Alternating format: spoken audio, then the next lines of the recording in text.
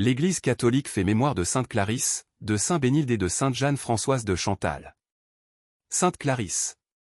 On sait seulement de sainte Clarisse qu'elle vivait dans l'est de la France au VIe siècle. Elle fut la première supérieure d'une abbaye de femmes établie par Romaric et son ami saint Aimé sur le Saint-Mont dans les Vosges, à proximité d'un monastère d'hommes. Ces deux abbayes sont à l'origine de la ville de Remiremont, au bord de la Moselle. Clarisse est un prénom dérivé de Claire, Sainte Claire, amie de François d'Assise, fonda l'ordre des Clarisses, nom d'origine latine. Saint Bénilde.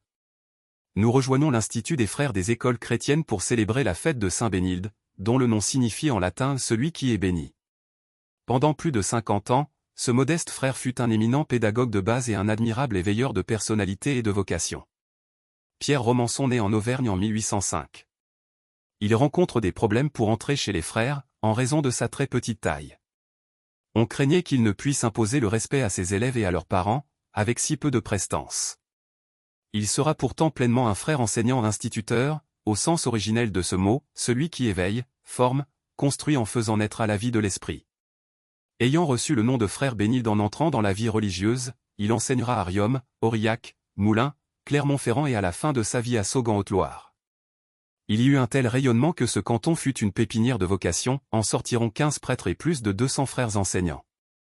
Frère Bénilde entre dans le repos de son maître le 13 août 1862. Chétif de taille et d'apparence, il fut immense par la noblesse de son cœur et la qualité de sa pédagogie. Proclamé saint par Paul VI en 1967. Sainte Jeanne-Françoise de Chantal. Malgré tous les changements au fil des années, les Chantal se célèbrent le 12 août en l'honneur de Sainte Jeanne-Françoise de Chantal, grand-mère de Madame de Sévigné. Toutefois, les Clarisses sont également fêtées cette même journée. Sainte Clarisse, Saint Bénilde, Sainte Jeanne-Françoise de Chantal, priez pour nous. Évangile.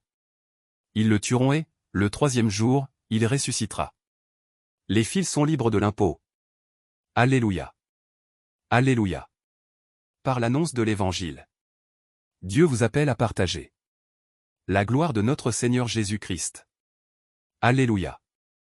Évangile de Jésus-Christ selon saint Matthieu. En ce temps-là, comme Jésus et les disciples étaient réunis en Galilée, il leur dit : le Fils de l'homme va être livré aux mains des hommes. Ils le tueront.